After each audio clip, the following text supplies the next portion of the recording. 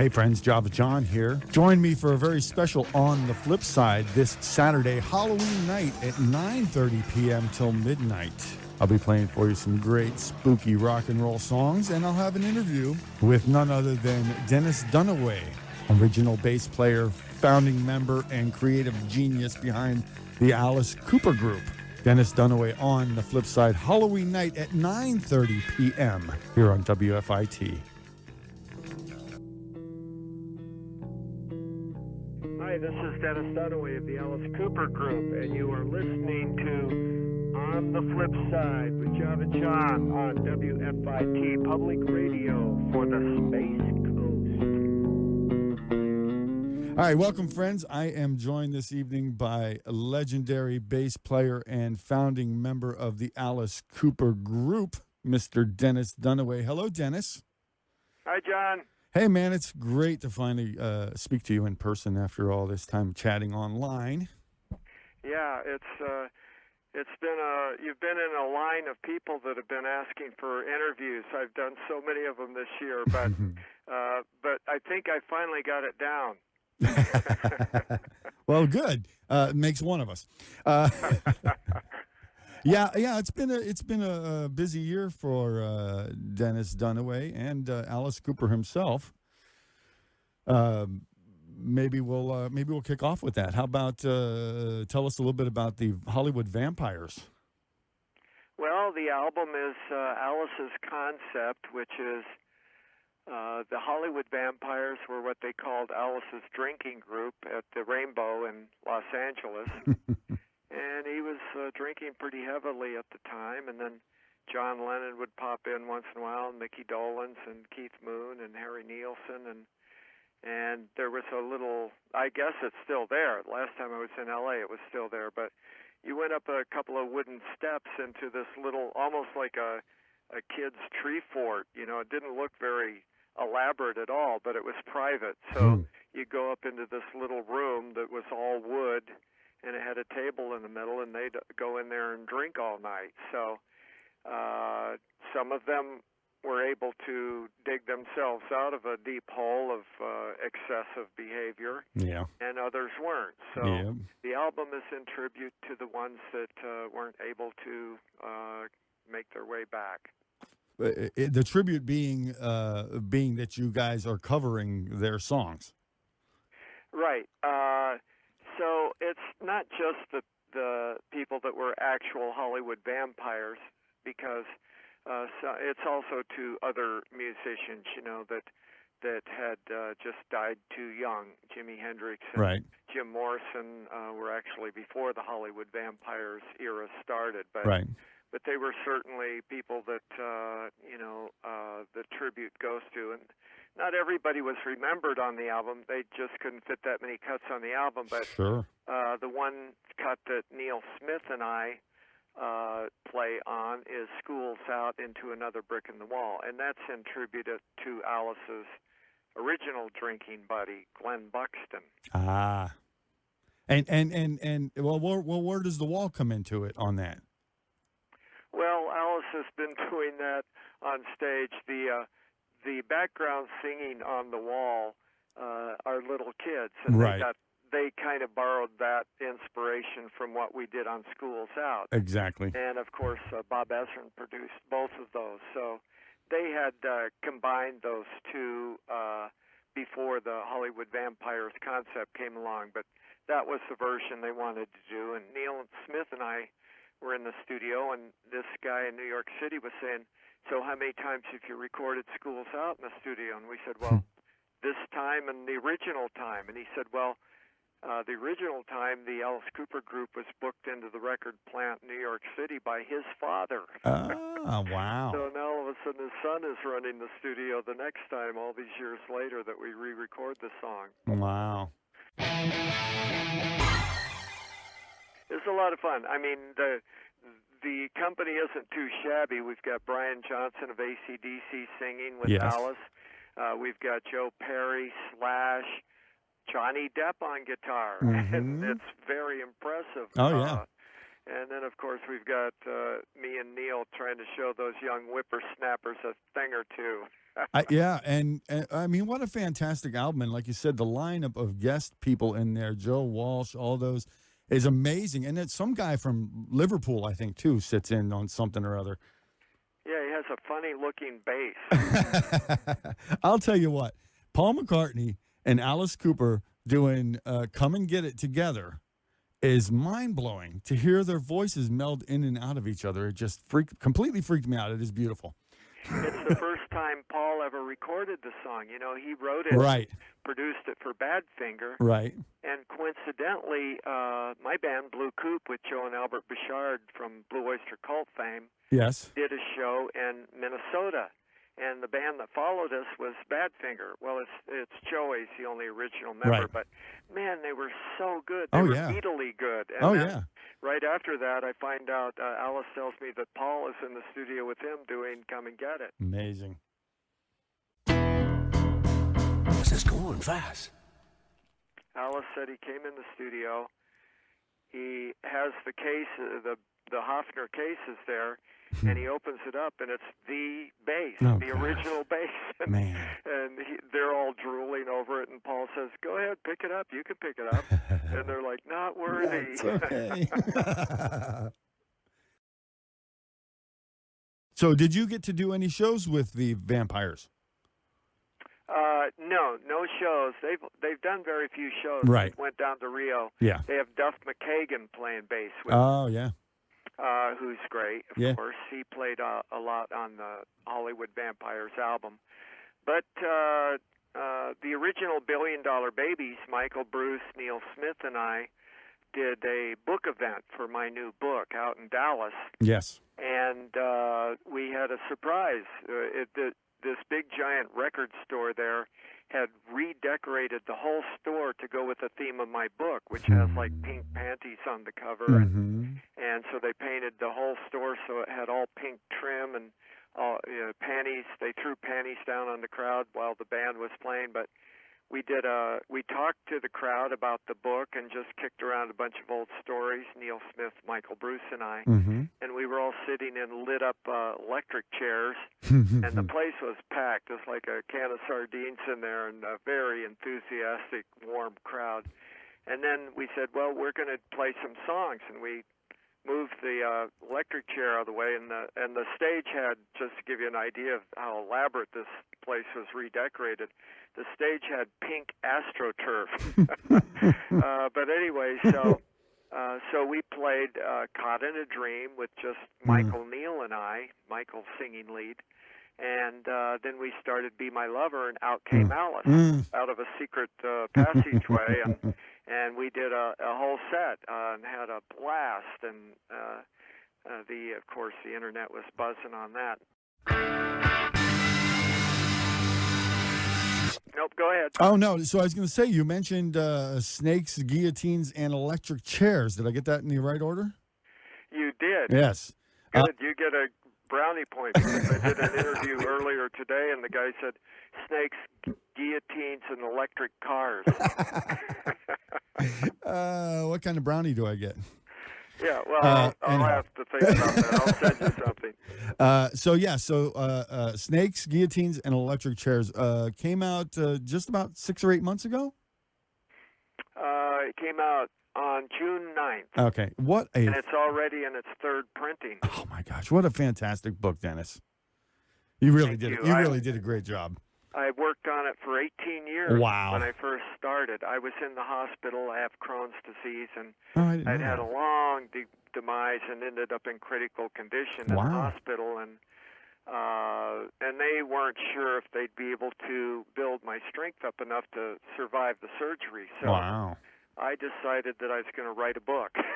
I'm thinking, how can I kick the bucket if I'm writing a book? Come on. Well, that's a good point. You got 18 years out of it. Yeah, well, also it was encouraged by a couple other factors. One is when I ended up in the hospital, this is before the computer, at least before I had one, and all of this snail mail came in from all over the world, and I thought, wow, fans do know that I still exist, you know, and that was good medicine. And also my daughters grew up hearing me correct interviews and correct stories about the Alice Cooper group, the legendary stories, and I would be telling the true story. And they finally said, Dad, just write a book. So, I wrote and learned how to write, and the whole concept of the book was hard to come to me. I started the book and got about a third of the way through and said, nope, that's not right. And I started over, and the third time I knew exactly what I wanted it to be about. It's about some starry-eyed teenagers, Alice and I, who were 16 years old, deciding that we were going to incorporate art like surrealism, Dada art, and pop art into a pop band, a rock band.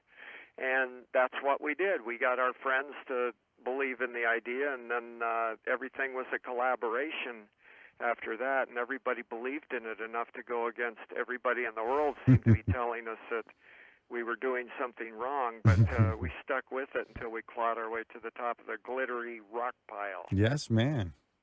16-year-old kids, that would have been around 1966? No, actually, 1962, Alice started, I started at Cortez High School in Phoenix, Arizona, 62, and in 63, I was a sophomore, and Alice was a freshman. And that's when we met in art class. And so did the idea of this art music presentation come about before or after the Beatles?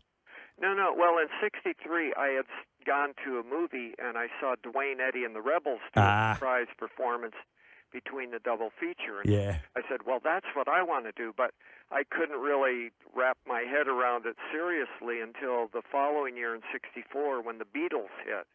And that's when Alice and I said, we got to do this.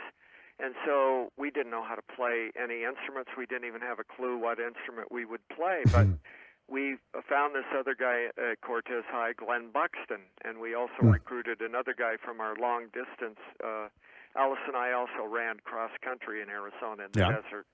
And so we had another guy who we all put on Beatle wigs, and we were the earwigs from Cesspool, England. And we played in this Battle of the Bands, a talent show. And so we were the earwigs and did this goofy thing with one guy playing guitar and the rest of us pretending that we could play guitar, but we couldn't.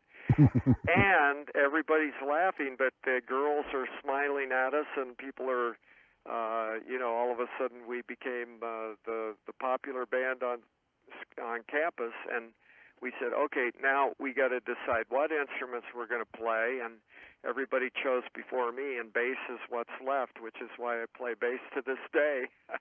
And I went away and worked on my grandpa's farm in Oregon, got the money, and came back, and by Halloween of 64, we could already play a whole dance. We played the Halloween dance at Cortez High School. Nice. We called it the Pit and the Pendulum, and we had giant spider webs, tombstones. We had coffins that Alice and I made with our, we were the artists. We did everything ourselves. And then we had a friend at school whose father was a carpenter. He built a guillotine. That's the very first show we actually played. Man. And we had all of those elements. All the themes were there. Wow. Too cool.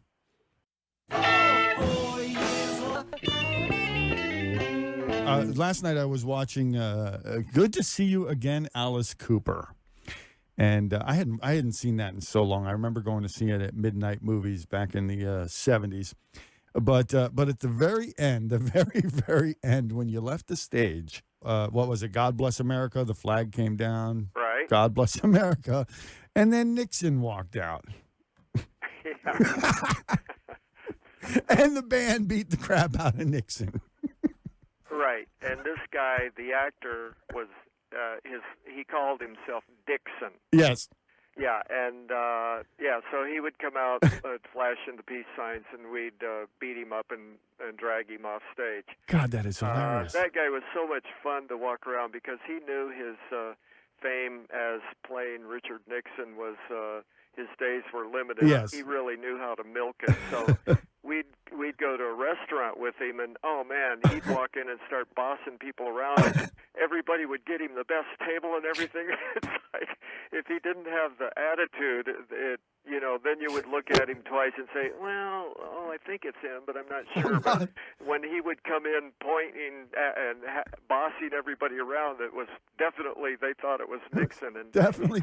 we're walking down the street, New York City, and there's like a gridlock at the intersection.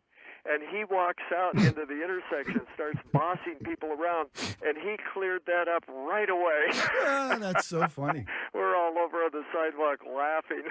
But I mean, no matter how convinced you are that he is Nixon, and you look to your right, and there's the Alice Cooper group, wouldn't that just say, no, it can't be Nixon? Yeah, well, of course. Well, he would just take charge and walk out, and once people spotted him and thought it was Nixon, then that's all they were doing. In the past few weeks, catching up on some stuff and watching that movie and other things, it was really surprising to me how many elements you guys had at the get-go that Alice is still using today. I love it. And well, we took, from the early days of the Alice Cooper group, before that, after we were the Earwigs, we became the Spiders, and we got some hits on the radio. By 1966, we had a single that was number 11 on the charts in Arizona, so called Don't Blow Your Mind. And we were a pretty recognized garage band in the Southwest. We toured around Tucson and Phoenix and New Mexico and whatnot. And then we started migrating to California, and then we figured out that we were a big fish in a little pond, and we needed to step up our game. And also we started doing more originals and decided that being another garage band wasn't good enough. We wanted to do something that had never been done. So we got very avant-garde and took on this androgynous look and shiny fabrics and stuff that nobody was doing at the time, and had a lot of people hating us until Frank Zappa saw us and signed us to his label. And then all these people that hated us thought, well, I still hate him, but maybe I should give him another chance since Frank likes him. And our first real tour was opening for the Mothers of Invention, the original group. And, man, talk about an education. I bet. We were like sponges. We were just soaking it all up. But we watched them night after night and said, man, we got to really practice a lot. Started rehearsing like 10 hours a day whenever we weren't traveling. Yeah. Well, that's what I hear it takes to become a killer rock and roll band. Long hours of practice. Yes, practice makes perfect. Hey, how much time do we have?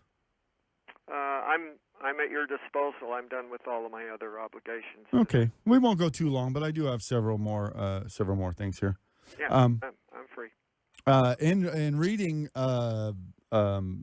Snakes, Guillotines, and Electric Chairs, it was the first time I'd learned of the history of Kachina.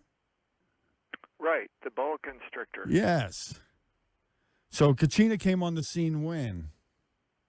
Let's see. I think it was, Kachina was incorporated into the act when we did Is It My Body, which was Love It to Death era. Okay. So 1970, I think. All right. And that was like kind of a I'm sorry, I'm stammering here. I don't have my notes and I can't remember everybody's name. Oh, Neil Smith. Neil. Okay, now I wrote Neil. Okay, I got that down there. I know their names. Neil. So Neil got the snake and then just had an idea. Oh, this might be fun on stage. Right, but by that time, the Alice Cooper group, even when we were the Spiders all the way back in the mid-'60s in Phoenix, we were incorporating everything that we could grab on the way to the stage into the show. Right. So, Neil had a snake, and of course, we did our feather storms. When Holiday Inn had feather pillows, we just grabbed the pillows and grabbed the fire extinguisher and rip a feather pillow open and blow it to smithereens, and we'd be in the next state before the feathers all landed. And, so we just, everything we could think of incorporating into the act. We had so many things, and it kept evolving really fast. Mm. So when Neil got the snake, we're like, yeah, well, can we use it in the show? And Neil's like, well, we gotta figure this out, because you can't use her when she's too hungry, because Right. she might bite, and you can't use her right after she eats because she needs to digest. So, but other than that, we can. So we're like, okay, well, we need a song. And that's when we wrote Is It My Body? We wanted it to be kind of a bump and grind feel, like a stripper. And then the snake came out, so we worked really hard on this song, and we're very proud the first time we played it, thinking, oh, everybody's going to write about this song, and they wrote about the snake. Yeah, Kachina, we had her for a long time. She ended up, we couldn't find her in a hotel. She disappeared, and a few weeks after that, she was in Charlie Pride's room. She had climbed inside of a clock radio, and that's where she was. In Charlie Pride's room. Yeah. I'm sure he appreciated that. Yeah, he freaked out. Elijah! Yeah. Yeah, that'd shake you up a bit.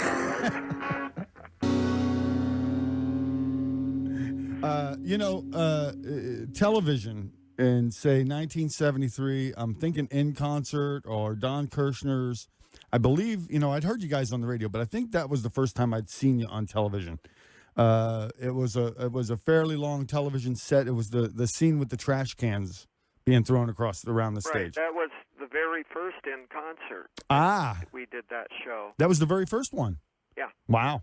And there was like an opera singer on the bill. And I can't remember all the people, but I do remember the audience was very patient, because since it was the very first show, they had a lot of bugs to get out of Right. a lot of technical problems. So we'd play a song and get it halfway through, and they'd stop us, and then there'd be like a really long wait, and everybody'd be in the audience, milling around and Sure. getting bored, and then they'd say, okay, we got it now, let's go for it. And that kept happening over and over, but the audience was pretty patient. But of course, whenever you tell somebody they're going to be on TV, they're all enthusiastic. Oh, yeah.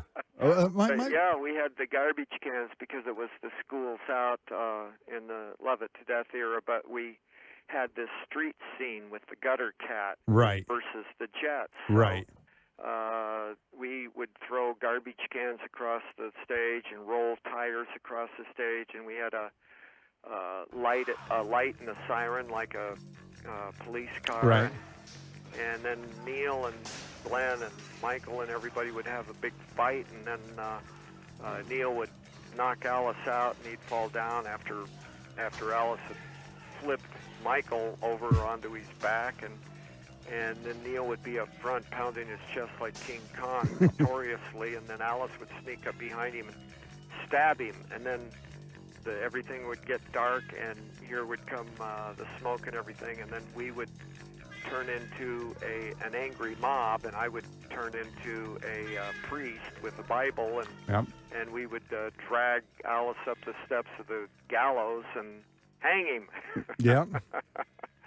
Yeah, and then he would be miraculously resurrected. School's Out, and my favorite song. I still, as much great material as the Alice Cooper group had in, 6 albums?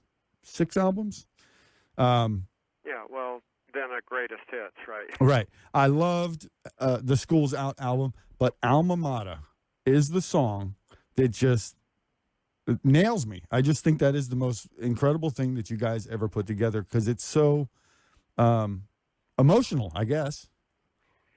Neil Smith wrote that song, and that's why it says in one verse it says Cortez, and then the other one it says Camelback. Because we all went to Cortez High School, and Neil went to Camelback High School. So we decided that we would be diplomatic and mention both schools in it. But yes, Neil Smith wrote that, and quite a few other great songs. But Blue Coupe played in England in 2002, and we got Neil to come out from behind the drums and come up and sit down on a stool, and we did an acoustic version of that, and it's the same thing. Neil's voice is a little warbly in a very great. He's got great character and a great feeling in his voice. Right. And it has that emotion when he sings it as well. Cool. You know, in the fade out for that, for a little trivia thing. Yeah. The fade out of that song goes to like a western, you know, bum, bum, Happy bum, Trails. bum, bum, bum, Happy Trails. Yeah. And you hear a coyote Yeah. howling. Well, that's me. Ah. That's me in New York City. I used to, when we lived in Arizona, I'd go, if we'd go out like on a hayride or something or whatever, be up on top of a mountain at night in Phoenix, I was always the coyote guy. So here we did the coyote in New York City. I'm out in the alley behind the studio with the microphone cord going stretched all the way out there, and between cabs driving by at 3 in the morning, I'd do my coyote call.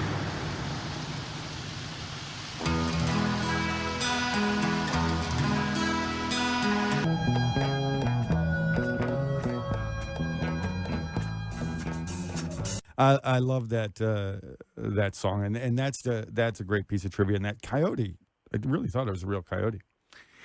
I know we've been on the phone here for a bit now, so let me ask you about your band. Is your band touring now? Are you guys still working? Blue Coupe is taking a break right now as some health issues have been dealt with, but there's some recuperation involved. So okay, we canceled our gigs for the rest of this year, but we are booking for spring. So we'll be out. Okay, good. We're pretty active. We play France every year and Canada every year and all through the Northeast, and we played Toledo, Chicago, Nashville, and we're kind of each year we stretch out a little bit farther, and we're heading toward the West Coast. But Joe and Albert Bouchard, the brothers of right. Blue Oyster Cult, Albert is the more cowbell guy, and he wrote "Cities on Flame" with rock and roll, Blue Oyster Cult's first single, and sang it. And Joe wrote "Astronomy," which later was covered by Metallica. So all of those songs, Reaper and Burning for You, Godzilla, and all of their Blue Oyster Cult classics, digging into their catalog too. We do deep cuts, but we also do the Alice Cooper. We have 7 or 8 hits and plus nice. Deep cuts. And we even played Alma Mater, like I mentioned. And plus we have 2 albums. We have one called Tornado on the Tracks of new material, and then we have one called Million Miles More, which has a song called Hallow's Grave, which I wrote that Alice sings on. Right.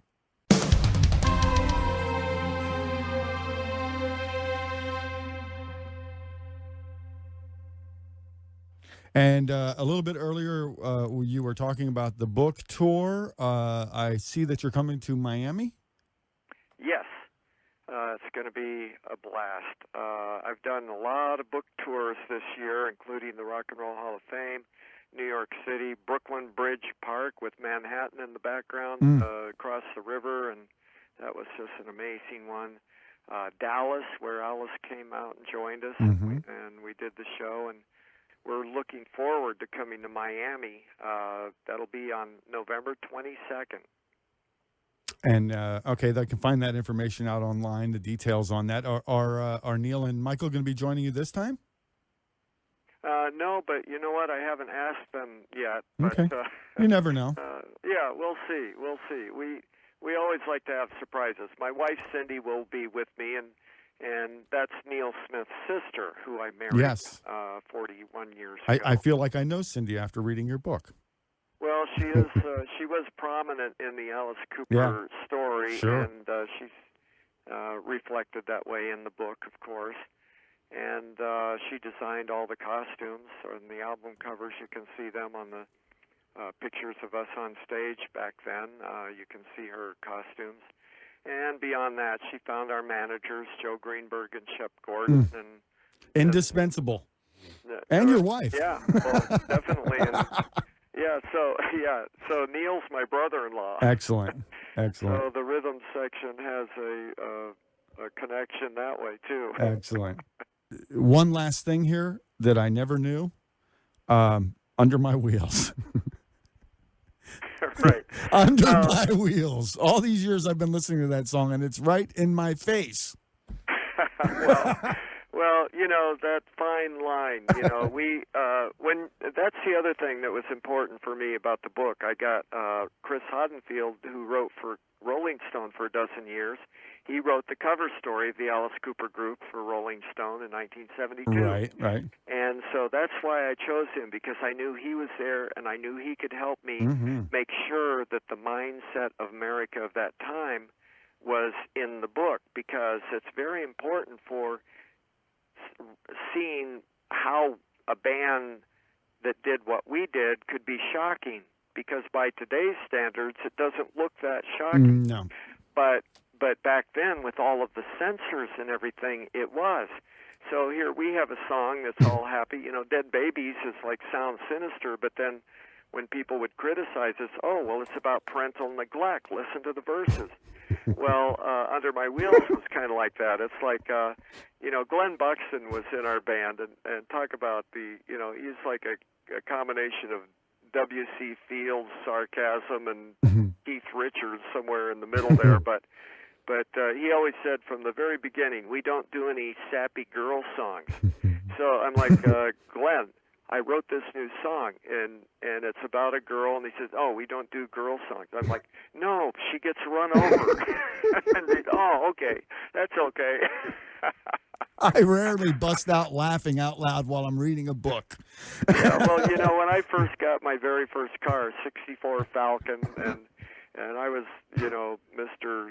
Cool, and there was this girl that I really liked at Cortez High School, and so I'm driving for one of the first times, with this new car, and I'm driving in 3 lanes of fairly busy traffic, and all of a sudden honk, and I look over, and there's a carload of girls, and that girl is in the car, and they're all looking at me, and I'm so nervous about staying in the middle lane and not having an accident that I can't even look at them, and she thought that, I guess he doesn't like me after all, but so that was sort of the feeling of that experience was sort of what I put into the song. Like, this guy has a brand new car, and he's really all excited about this girl seeing him in his new car, and he's concentrating on driving so much that he doesn't notice she's standing out on the sidewalk, and he runs her over.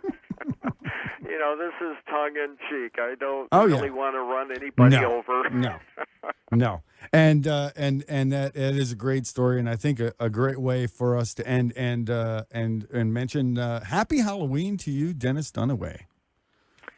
Same to you, John. Thank you very much. I enjoyed it a lot. It's been a pleasure talking to you, and I hope we can do it again sometime. And maybe I will come down. I'm going to try to come down and see you in Miami. Oh, that's great. Please do, and come and say hi. Right on. Thank you, Dennis. All right. Bye. Peace.